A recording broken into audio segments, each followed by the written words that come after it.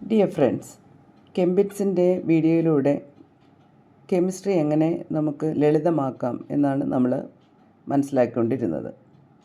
എങ്ങനെയൊക്കെ പഠിച്ചാലും കെമിസ്ട്രിയെ പ്രയാസമാണ്, ഓർഗാനിക് കെമിസ്ട്രി അതിലേറെ പ്രയാസമാണ് എന്ന് ചിന്തിക്കുന്ന ചില കുട്ടികളെങ്കിലും കാണും.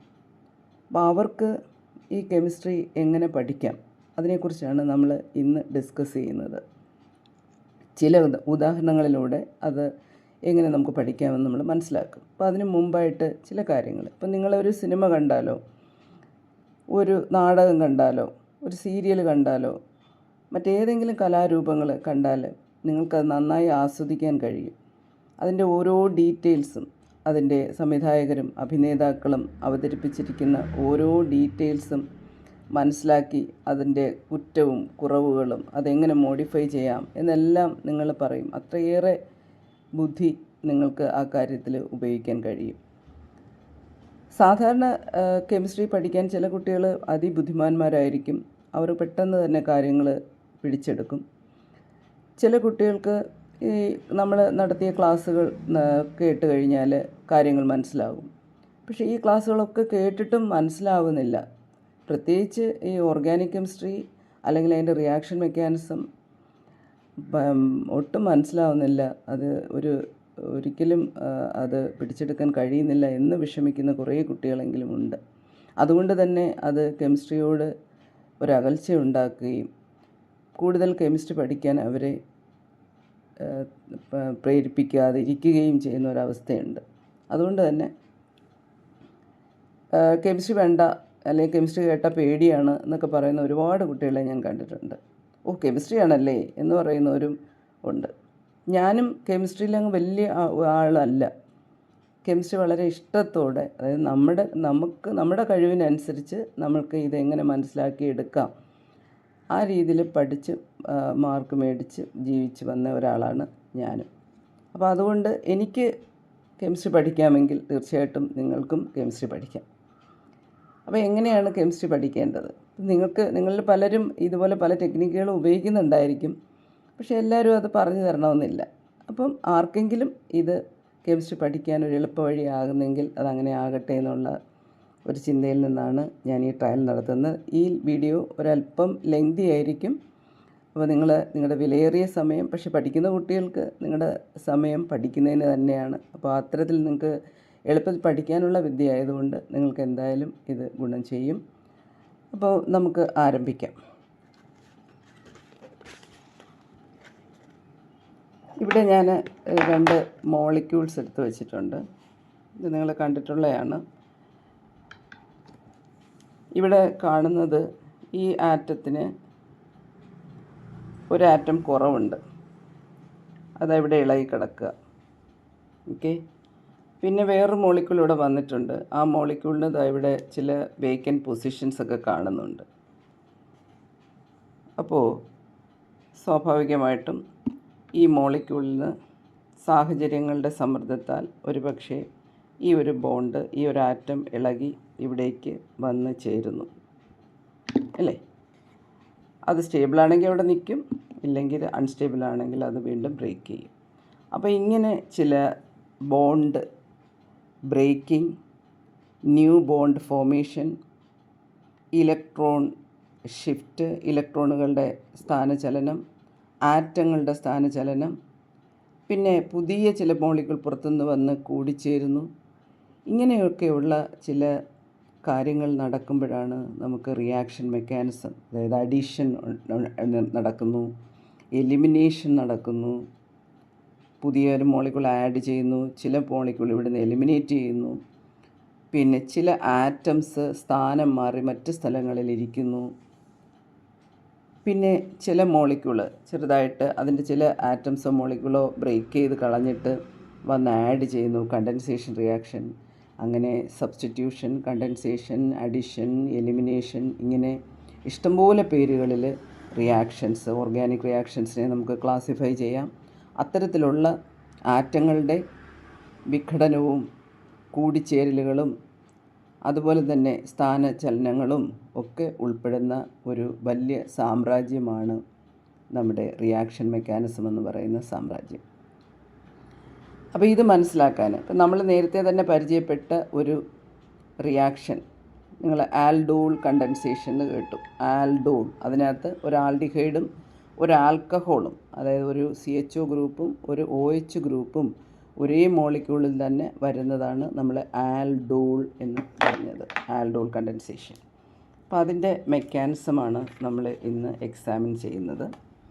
ആൽഡോൾ ഈസ്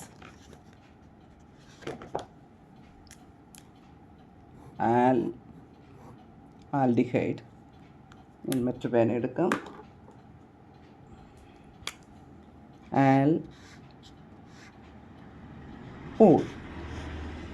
ആൽഡിഹൈഡിൻ്റെ ആൽ എന്നാണ് ആൽഡിഹൈഡ് വിളിക്കുന്നത്. ആൽക്കഹോൾസിനെ നമ്മൾ ഓൾസ് എന്നാണ് പറയുന്നത് ഓർഗാനിക് കെമിസ്ട്രിയിൽ. അപ്പോൾ ആൽഡിഹൈഡിൻ്റെ ഫുൾ നെയിം എടുക്കുമ്പോൾ ആൽഡി വരും. അപ്പോൾ ഇങ്ങനെ ആൽഡോൾ എന്നാണ് പറഞ്ഞിരിക്കുന്നത്. അപ്പോൾ ഇതിനകത്ത് ആൽഡിഹൈഡിനെ റെപ്രസെൻ്റ് ചെയ്യുന്ന ഒരു CHO ഗ്രൂപ്പും ആൽക്കഹോളിനെ റെപ്രസെൻ്റ് ചെയ്യുന്ന ഒരു OH ഗ്രൂപ്പും ഉണ്ട്. ഈ CHO അറ്റാച്ച് ചെയ്തിരിക്കുന്ന കാർബൺ ആൽഫ കാർബണാണ്. അതിൻ്റെ തൊട്ടടുത്തുള്ള കാർബൺ ബീറ്റ കാർബണാണ്. ബീറ്റ കാർബണിലാണ് ഒരു ഹൈഡ്രോക്സി ഗ്രൂപ്പ് വരുന്നത്. അപ്പം ബീറ്റ ഹൈഡ്രോക്സി ആൽഡിഹൈഡാണ് ആൽഡോൾ. അതുപോലെ തന്നെ കീറ്റോൺ വരികയാണെങ്കിൽ C ഡബിൾ ബോണ്ടോ കീറ്റോൺ, അതുകൊണ്ട് ഇവിടെ വേറൊരു ഗ്രൂപ്പ് കാണും. പിന്നെ അടുത്ത കാർബണിൽ OH ഗ്രൂപ്പ് വരും. അപ്പം ഇത് ഒന്നും കൂടെ, അതായത് ഇവിടെ ബീറ്റ എന്ന് പറയുമ്പോൾ ഇവിടെ വരും. ഇത് ഒന്നുകൂടെ ശ്രദ്ധിക്കുക. ഇത് C ഡബിൾ ബോണ്ടോ, ഇതാണ് അവിടുത്തെ ഫങ്ഷണൽ ഗ്രൂപ്പ്. അതിൻ്റെ തൊട്ടടുത്ത കാർബൺ ആൽഫ കാർബൺ. ബീറ്റയിലാണ് ഹൈഡ്രോക്സി ഗ്രൂപ്പ് വരുന്നത്. അപ്പം beta hydroxy aldehyde aldol, beta hydroxy ketone, ബീറ്റയിൽ ഹൈഡ്രോക്സി ഗ്രൂപ്പ് വരുന്ന കീറ്റോണാണ് കീറ്റോൾ എന്ന് നമ്മൾ പറയുന്നത്, കീറ്റോൾ. ഓക്കെ, അതുകൊണ്ട് ആൽഡോൾ / കീറ്റോൾ, ആൽഡിഹൈഡും കീറ്റോണും തരുന്ന റിയാക്ഷനാണ് എന്നാണ് നമ്മളിതിനെക്കുറിച്ച് നേരത്തെ പഠിച്ചിട്ടുള്ളത്. അപ്പോൾ ഈ റിയാക്ഷൻ മെക്കാനിസം ഇതുവരെയും പഠിച്ചിട്ട് മനസ്സിലാകാത്ത കുട്ടികളുണ്ടെങ്കിൽ അവർക്ക് വേണ്ടിയാണ് ഇന്നത്തെ ക്ലാസ്. ആൽഡോൾ കണ്ടൻസേഷൻ നമ്മളതൊന്ന് റീവിസിറ്റ് ചെയ്യുവാണ്. ആൽഡോൾ കണ്ടൻസേഷൻ അതിൻ്റെ സ്റ്റെപ്സ് എന്ന് പറയുന്നത്, first step abstracting alpha hydrogen by OH minus ion the base to form a കാർബാനയോൺ.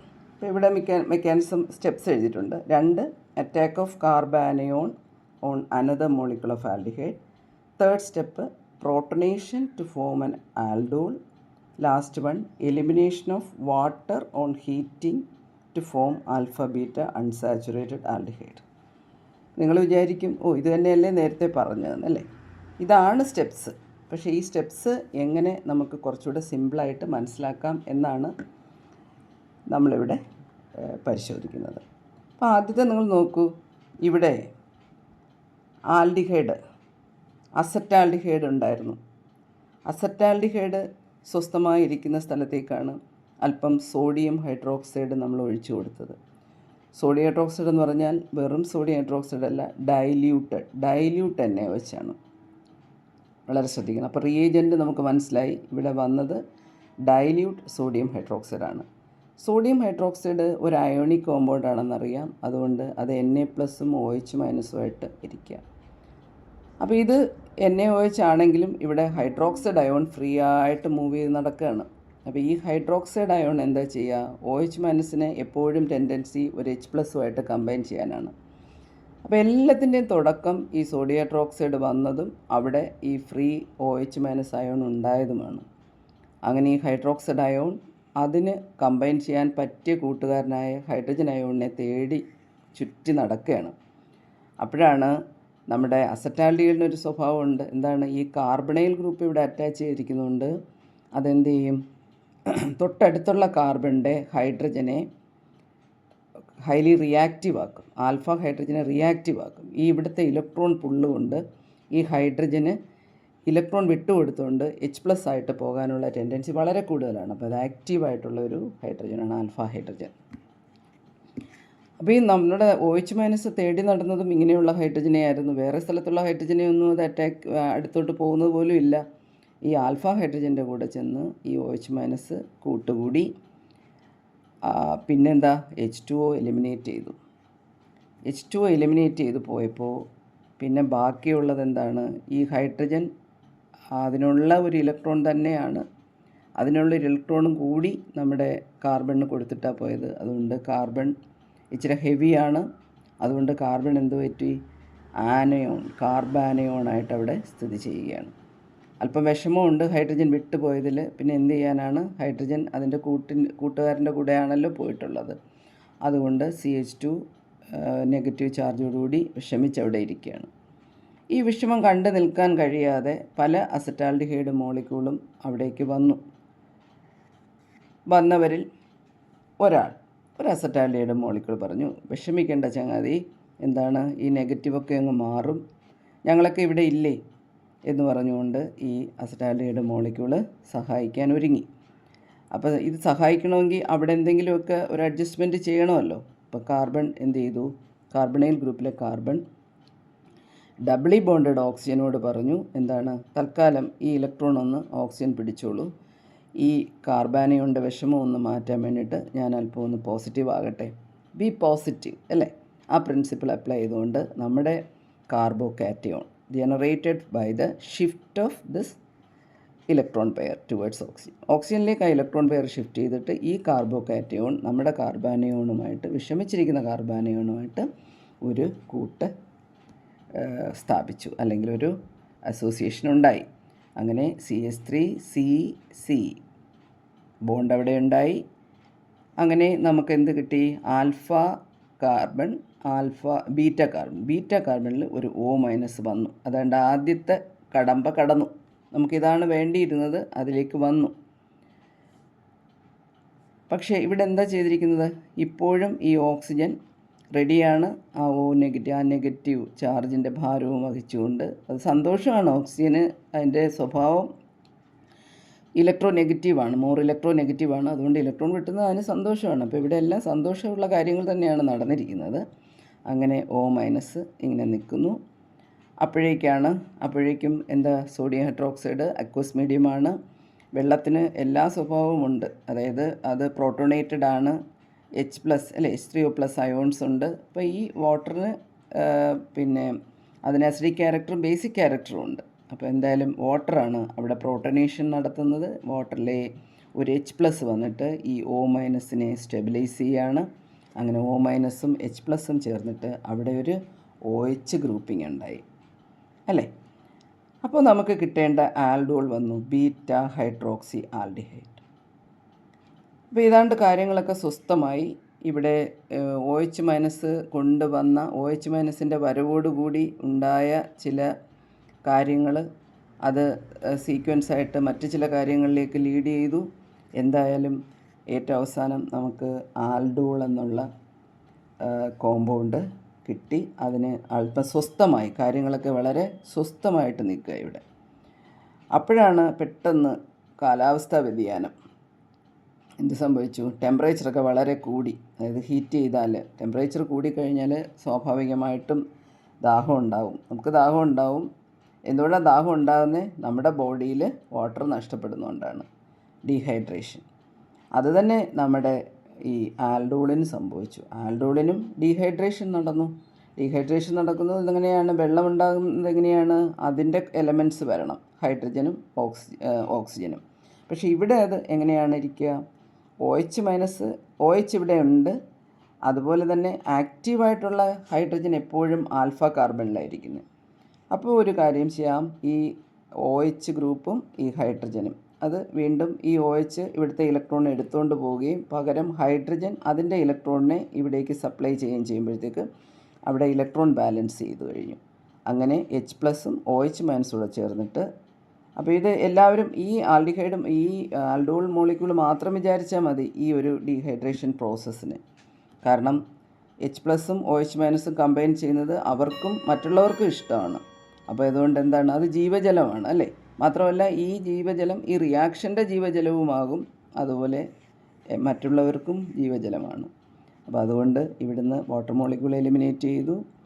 ഇത് പോയപ്പം പിന്നെയും നല്ലൊരു ഗുണമാണ്, ഇവർ തമ്മിൽ, ബാക്കിയുള്ളവർ തമ്മിൽ ബോണ്ട് ഒന്നുകൂടെ സ്ട്രോങ് ആകുകയാണ്. ഈ കാർബണും ഈ മോളിക്യൂളിനെ പിടിച്ചു നിർത്താൻ കുറച്ചുകൂടെ ശക്തമായ ഒരു ഡബിൾ ബോണ്ട് ക്യാരക്ടർ ഈ 2 കാർബൺ ആൽഫ ബീറ്റ കാർബണിടയിൽ വീണ്ടും സംജാതമായി. അതോടുകൂടി കാർബൺ ഡബിൾ ബോണ്ട് വന്നു.